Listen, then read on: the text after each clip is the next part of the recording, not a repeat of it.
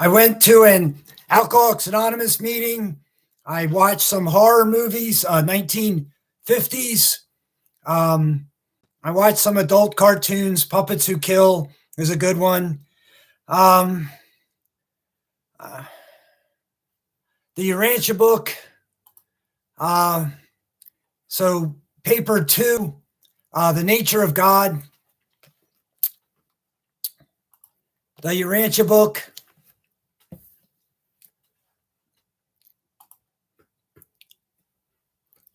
The Rule of the Creator Sons. This is the Urantia book. The Rule of the Creator Sons in the local universe is one of creation and spiritualization. These sons devote themselves to the effective execution of the paradise plan of progressive mortal ascension, to the rehabilitation of rebels and wrong thinkers. But when all such loving efforts are finally and forever rejected, the final decree of dissolution is executed by forces acting under the jurisdiction of the Ancients of Days.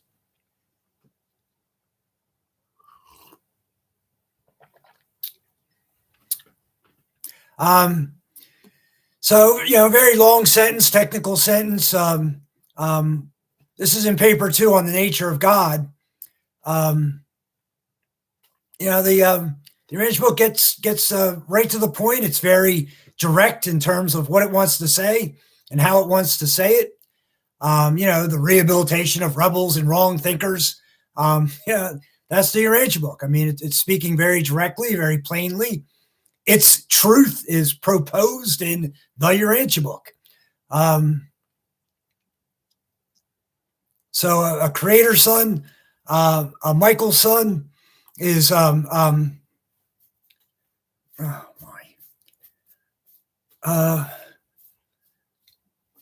creator son, a Michael son is the creator ruler of a local universe, specifically here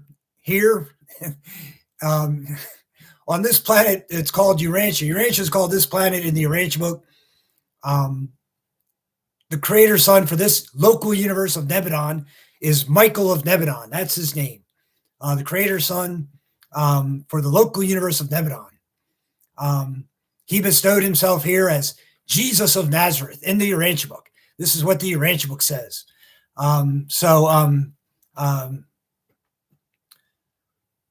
am a magisterial Livonal son. I'm a magisterial Livonal son as described in the Urantia book.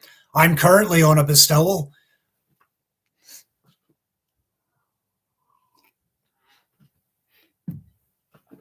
As a male child born of woman, I currently am on a bestowal. So I'm the sixth epical revelation on this planet, Urantia. Michael of Nebadon as Jesus of Nazareth. Is, whatever. The fourth epical revelation on this world, Urantia, the life of Jesus of Nazareth. The fifth epical revelation for this world, on this world, whatever, is this book itself, the Urantia book. The Urantia book is the fifth epical revelation on this world. There's a third, there's a second, there's a first.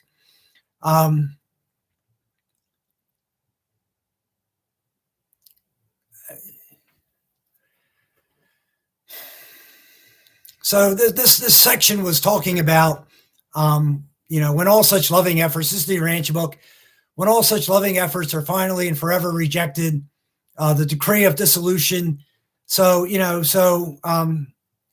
no being has to go on for eternity. You can be simply to be as if you had not been. You can be eliminated as a being, as a spirit being. You can just no longer exist. The plan is for a human evolutionary will being, such as you, me, any human evolutionary will being goes from this world to mansion worlds, higher spheres, inward spheres. That's the plan for any given human evolutionary will being. There's a big discussion about it in the Urantia book. But no one has to. No one has to. So,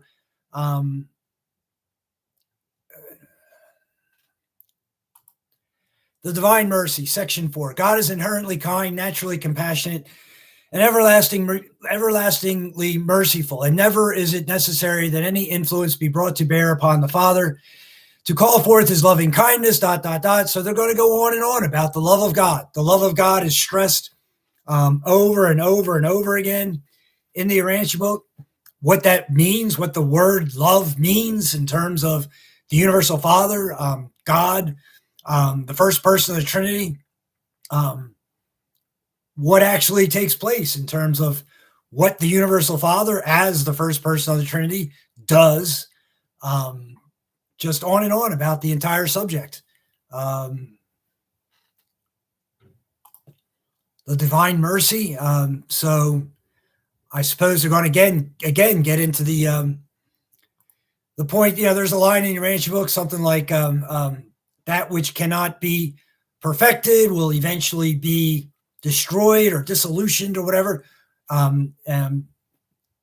Specifically will beings of any kind, will beings, spirit will beings, human evolutionary will beings, whatever, will beings of any kind. It just goes on and on with that topic. The Bible,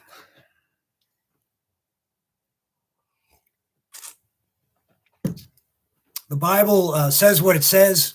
The Urantia book describes these things very differently. There is no hell. There is no hell, period. There is no hell. But a being can be eliminated as a being. The Urantia book goes on and on about this subject. There's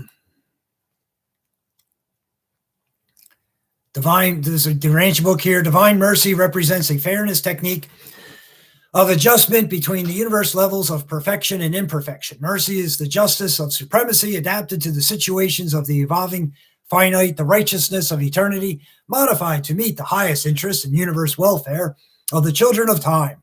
So it just goes on and on with very technical sounding, intellectual sounding sentences like that about what they want to say about the Urantia book's statements of truth. The supreme being, when they mention supremacy, the supreme being is the eventual ruler of this grand universe. The supreme being is the eventual ruler of this grand universe. When this grand universe is settled in light and life. So right now the grand universe is the evolutionary creation that's inhabited by imperfect beings at the lower levels, the human evolutionary will being level, the seraphim level. These are imperfect beings. And the supreme will be the ruler of the grand universe. It's called in the Urantia book when the grand universe is settled in light and life.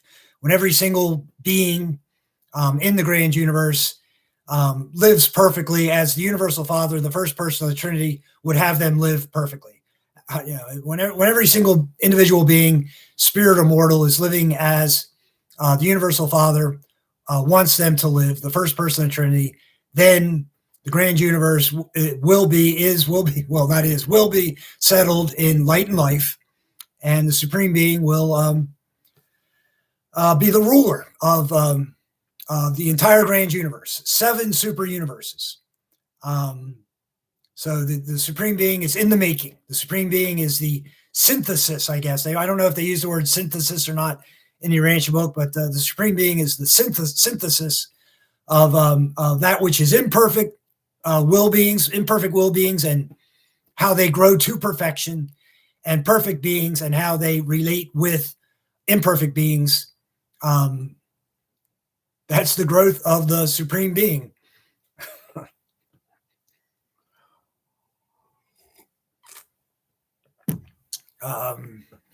So I, as a magisterial avonal son, coming from paradise, currently on a bestowal mission,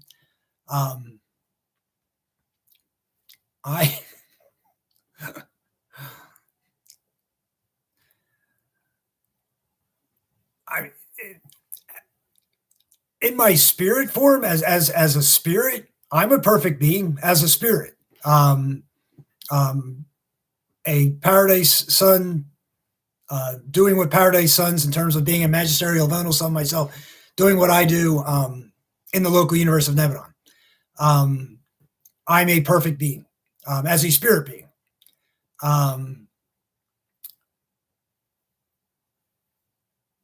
When I perfect my life currently as a bestowal son on Urantia, when I perfect my life as the Universal Father wants me to live it, I will start on my public mission here on this world.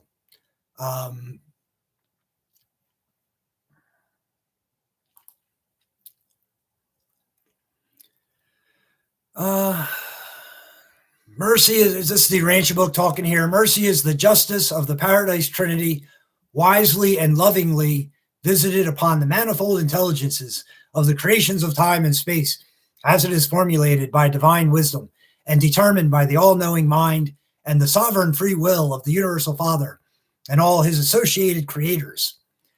Again, technical, intellectual type sentences, saying what the book wants to say about the entire topic of the divine mercy of the Universal Father, the first person of the Trinity.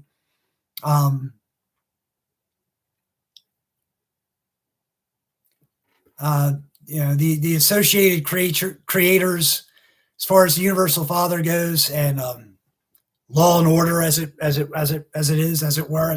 might be, law and order. So the Ancients of Days mentioned. I read something there saying the Ancients of Days. They're the super universe rulers. They are the highest courts for the evolutionary creation in terms of if a will being is going to go on for eternity or not. They are the highest courts for that type of process.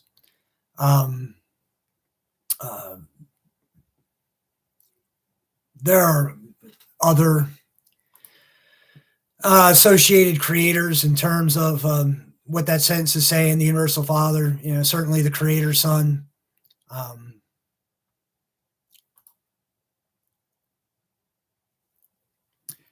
Section 5, the love of God. After all, the greatest evidence of the goodness of God and the supreme reason for loving him is the indwelling gift of the Father, the adjuster, who so patiently awaits the hour when you both shall be eternally made one. So there's a tremendous amount of information in this book about the thought adjuster.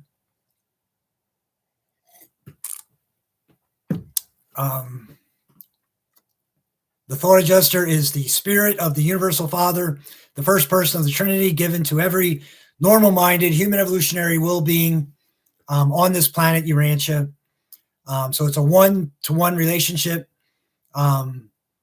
That sentence I read spoke of the relationship similarly to how a man and a woman in love in a marriage would be one in a sense.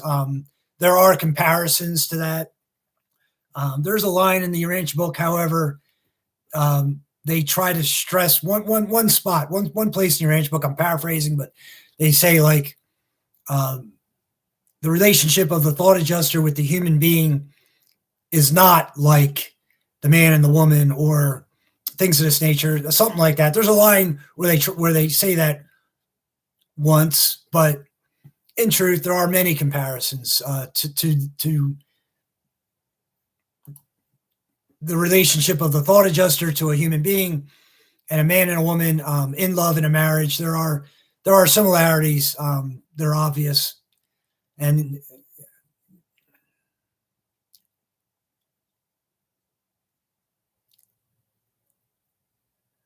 I, as a magisterial Avonal son, currently on a bestowal mission here on Urantia, I have a thought adjuster.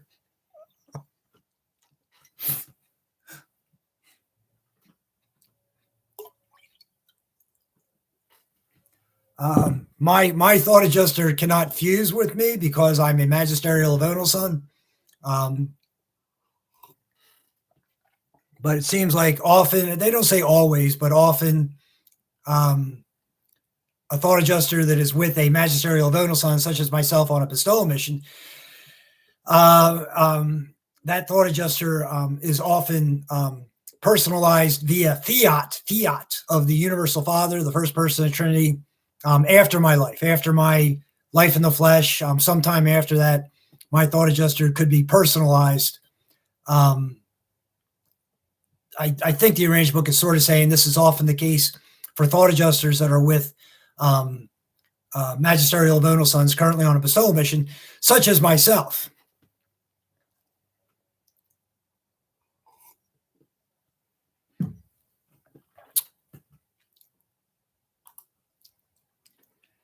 On and on here. The love of God, very long section in the Urantia book. A lot of beautiful, beautiful sentences in here. So for example, the author here is saying, so the author here, I believe, is a divine counselor. Divine counselor also comes from paradise. And divine counselor saying here, section 2 or section 5, paper 2, section 5, paragraph 7. Oh. I find it easy and pleasant to worship one who is so great and at the same time so affectionately devoted to the uplifting ministry of his lowly creatures, referring to human evolutionary will beings. I naturally love one who is so powerful in creation and in control thereof, and yet so on and on. Just lovely sentences.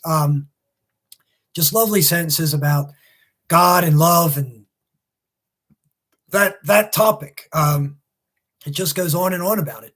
Beautiful sentences here in the Urantia book.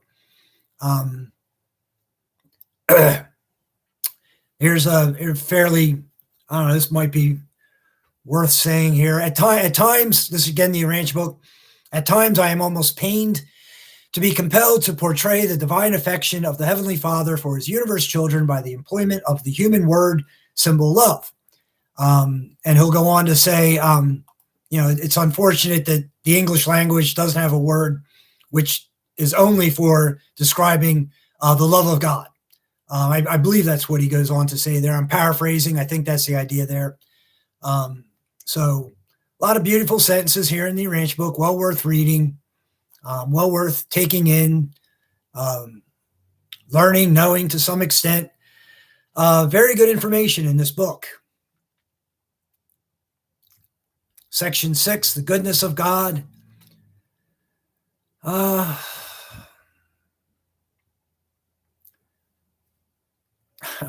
Paragraph 7 says, God is never wrathful, vengeful, or angry. It is true that wisdom does often restrain his love, while justice conditions his rejected mercy. His love of righteousness cannot help being exhibited as equal hatred for sin. The Father is not an inconsistent personality. So on and on there. So there's lines in the book like the Universal Father loves the sinner, hates the sin. Perfect morality is a requirement of every single being in existence. This requirement is made by the Universal Father himself. So whatever perfect morality is for any given individual, I have to figure out what perfect morality is for me in terms of every moment, everything I do, everything I think, everything in my life has to be of perfect morality quality as I understand it for myself. It's a requirement. It's not an option. And that's true for every single being in existence, human evolutionary will beings, and then spirit beings of any kind, high to low. It's simply an absolute requirement.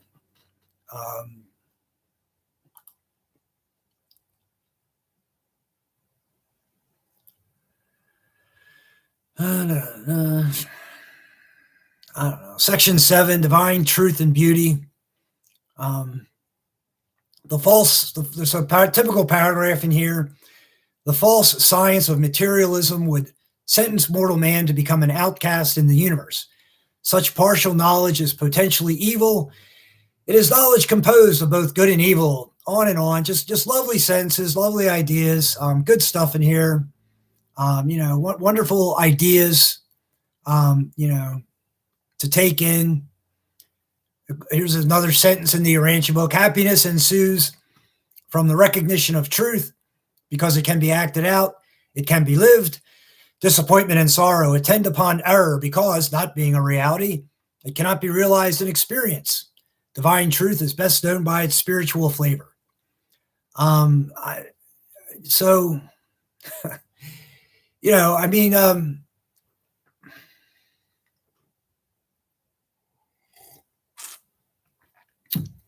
So perfection of character is the goal. Sentences like I just read, in truth, finding one's deepest, strongest sense of peace, calmness, and one's deepest, strongest sense of joy, love.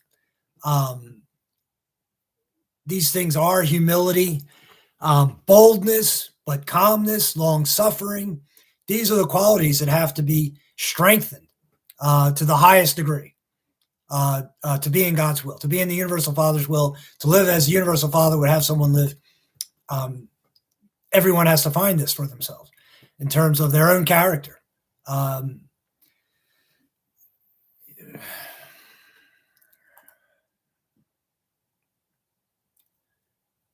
I would say, I mean, for me, A Course in Miracles. A Course in Miracles is another excellent book.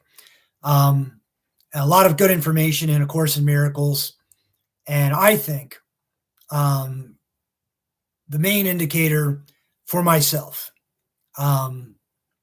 is, does any thought, action, behavior, attitude, does anything I do physically, anything, does it create guilt in my mind? Does it make me feel bad about myself? Does it create the feeling, the emotion of guilt? If so, it's wrong for me, period. And I think that's a fair thing to say about any human evolutionary well-being and any of the lower spirits, the imperfect lower spirits that are working towards perfection. That's a great indicator. It's a big topic. But I would say that about myself, that anything that brings a sense or a feeling of guilt in terms of my emotions is absolutely positively incorrect for me. And that is how I know what to do and what not to do in terms of my growth, in terms of a perfect moral character. Again, it's a real big subject. There are plenty of other things to talk about in that subject.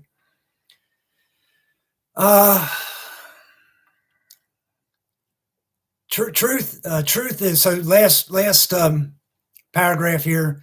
Truth is coherent, beauty attractive, goodness stabilizing.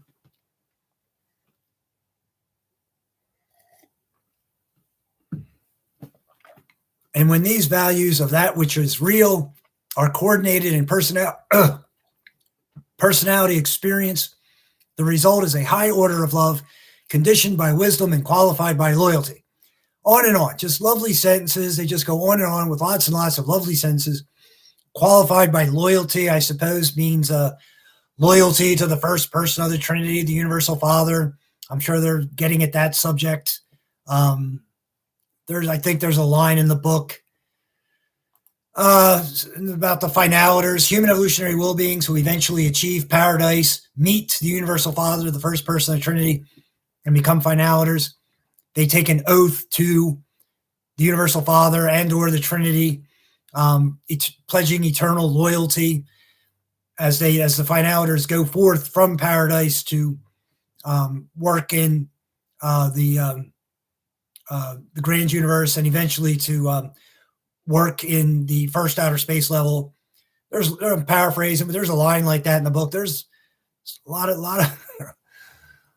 of sentences and ideas like that in the Urantia book.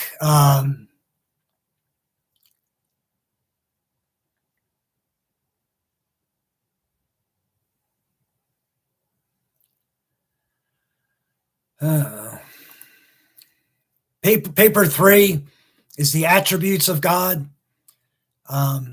So the initial section here before section 1, 3.0.3, creatorship is hardly an attribute of God. It is rather the aggregate of his acting nature. And this universal function of creatorship is eternally manifested as it is conditioned and controlled by all the coordinated attributes of the infinite and divine reality of the first source and center. So again, lovely lines in the Urantia book, lovely ideas, lovely statements of truth, real truth, deep truth, intellectual truth. truth to be read, known, and understood. That's what the Urantia book is for. Beautiful ideas to understand the universal Father, the first person of the Trinity. Another sentence here in the Urantia book, the highly personalized sons of God are clearly discernible by the lower orders of created intelligences, and so do they compensate for the invisibility and the infinite and the invisibility of the infinite and therefore less discernible Father. So I, as a magisterial Livonal son, currently on a bestowal mission here on Urantia, am clearly discernible by the human evolutionary will beings of Urantia. That's the name of this planet. And so do I compensate for the invisibility of the infinite and therefore less discernible Father. The Paradise Creator Sons, again, this is the Urantia book. The Paradise Creator Sons of the Universal Father.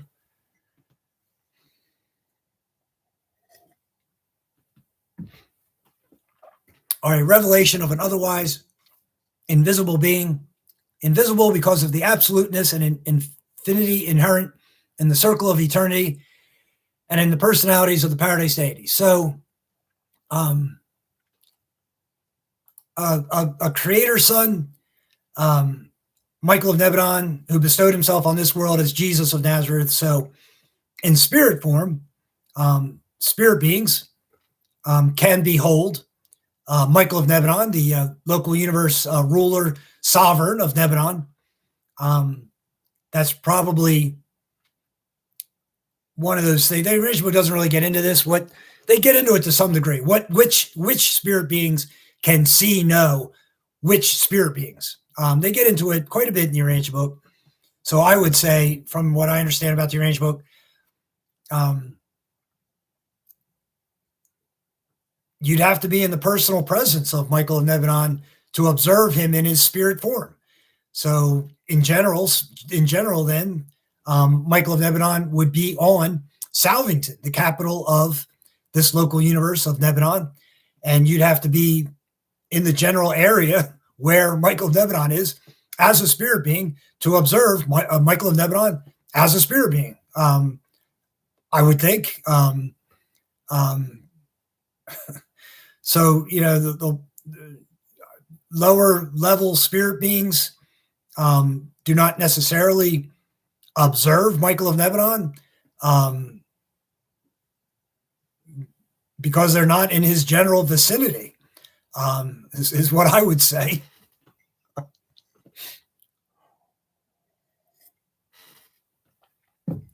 Like I, as a magisterial Livonal son, if I was to go to a human evolutionary will being planet in Nebadon for a judicial action, where a judicial action is the raising of the dead.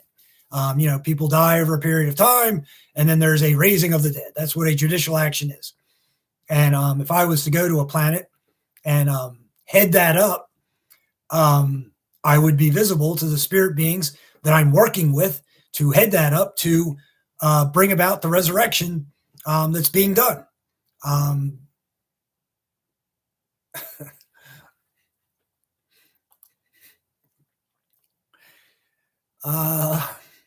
don't know. So I, as a magisterial Livonal son, am highly personalized. As a son of God, as a magisterial Livonal son, and currently I am most certainly very clearly discernible to the human evolutionary will beings on this world Urantia. And so I, as a magisterial Livonal son, currently on a bestowal mission here on Urantia, am compensating for the invisibility of the infinite and therefore less discernible universal Father, the first person of the Trinity. Section 1 in paper 3, God's everywhereness. The Father's presence, so this is the Urantia book, the Father's presence unceasingly patrols the master universe.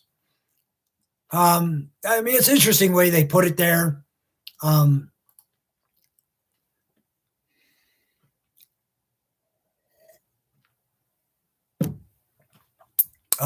The Father's presence patrols the master universe. So the master universe, so there's the master universe includes all of creation, all of the physical creation. So the grand universe is defined in the Urantia book as the current evolutionary creation of 7 super universes, 100,000 local universes in each super universe, each local universe is headed up by a Michael sun. This particular universe is called Nebadon. It's headed up by Michael of Nebadon, who also lived a life on this planet as Jesus of Nazareth. The Urantia book describes 4 more outer space levels past this evolutionary creation, more of the evolutionary creation, the central creation of paradise where the Trinity abides and other beings abide, and Havona, the billion perfect spheres. That's the central creation. Outside of that is the grand universe, and then 4 outer space levels is what the Urantia book says. I could easily say that it seems as if there will be 7 outer space levels before the end of all of the physical creation. That's strictly my opinion. That's not in the Urantia book. But the master universe is all of the physical creation, including the outer space levels. And so, they make a sentence here that the spirit of the first person of the Trinity, Universal Father, patrols all of the master universe. Outside of the grand universe, there are no will beings. The Urantia book is very explicit about this. Outside of the grand universe, the next outer space levels, there are no personal will beings yet there. They also say that finaliters, human evolutionary will beings, who perfect themselves in terms of becoming a finaliter, will go to the first outer space level, as described in the Urantia book, to be administrators. I would say also creators, rulers in whatever degree. I think the Book of Mormon might have an idea about this, about how humans eventually become high rulers in terms of spirit beings.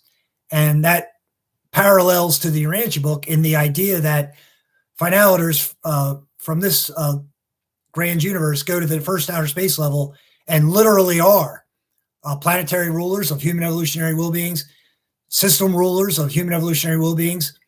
It's a big topic. There's a lot to it, but that idea exists. There is that idea.